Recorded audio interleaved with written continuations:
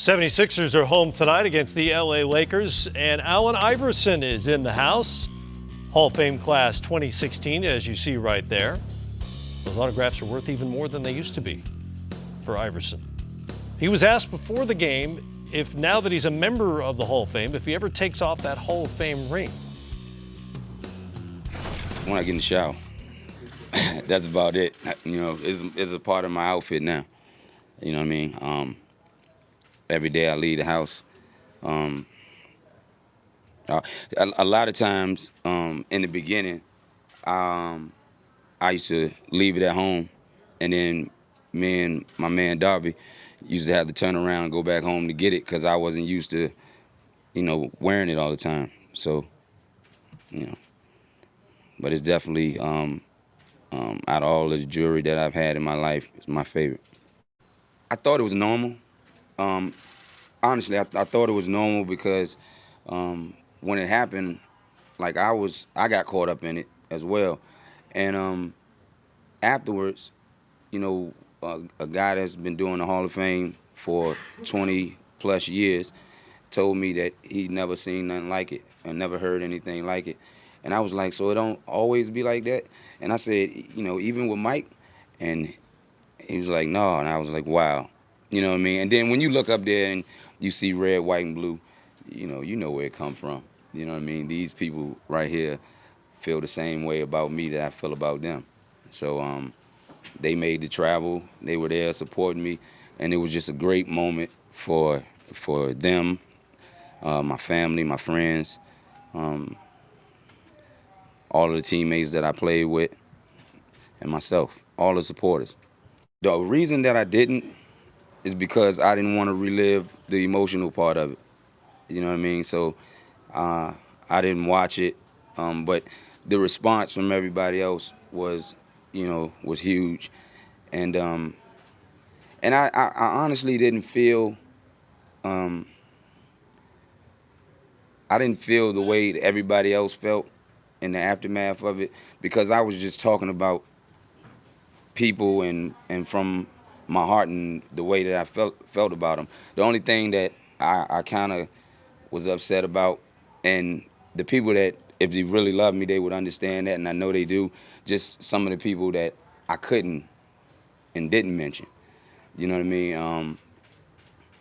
And, you know, the emotional part, I was proud of myself for getting through the way I did, because it was truly hard. You know, the whole time my legs were shaking, and I thought I was, actually, before they called me out, they warned me.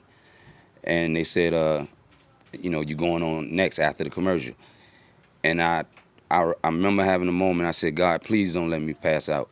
You know what I mean? Because I've never been that nervous before, ever. You know what I mean? And my first thought was, don't trip walking up the steps. You notice that I grabbed the rail and walked up like a little kid. And then afterwards, I grabbed it again to make sure, you know what I mean, that I went down without falling. And once I sat down, I was like, it's over. You know what I mean? And I got through it. Love that kind of raw emotion from somebody who's done the kind of things that Allen Iverson has done on big stages in the NBA Finals. And we had him on the set in Springfield before he went inside. He was genuinely nervous. He's not kidding about that, and which surprised me. But knowing him as a player and as a competitor, what did you think of the speech? First of all, I'm shocked that there were people he didn't name. He rattled off so many names in the speech. Memory, it was amazing. But secondly, just the raw emotions that were on display that night. Yeah, it was amazing to see, and you know, I watch with my kids, and I was just like, this is truly a legend. You know, there's somebody that, you know, inspired a whole generation that, you know, no matter what adversities you go through, you know, you can overcome and be on this platform and be a superstar, you know, coming from the inner cities and stuff like that. You know, someone that looked like me, talked like me, and, you know, was able to be extremely successful on the biggest stage, and that's the NBA. And, you know, one of the best little mans ever to play the game, you know, pound for pound, one of the best, and, you know, I'm just happy he had his moment, and I'm happy for him, man. Congratulations. I'm glad you didn't pass out. No, there were times I almost felt that, I get the feeling still that there were times he may have doubted whether he was going to see that day, that he was an not only all-star, but a Hall of Famer. And to see how truly appreciative he is of the fact that I'm a member now, I'm one of those people, I think is really special. And completely authentic as well. And he and I talked about this that night as well. For better or worse, and there's a little of both, he has always been himself. He's always been true to himself. And that's what you can appreciate and love. You know, he's human. We all are. And, you know, for him to open up and be, you know, one of the faces of the face of the NBA at the time, and just be honest and be who he is and not, you know, cater to any demographic or anything like that. But this is who I am. Accept me for who I am. And we did. We embraced him, and we learned a lot from him. And he's the reason why the game is, you know, where it's at right now.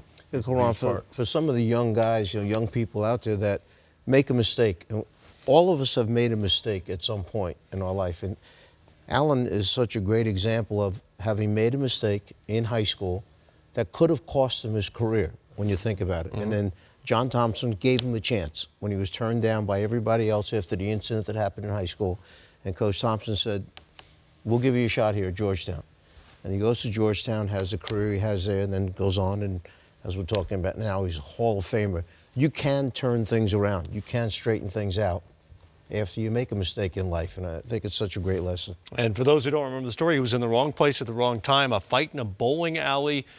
He and some friends were perhaps unfairly singled out for their role in that, and he wound up incarcerated for a period of time before the governor of Virginia pardoned him and allowed him to pursue his basketball career, where John Thompson brought him into Georgetown, and now the Hall of Fame. It's amazing.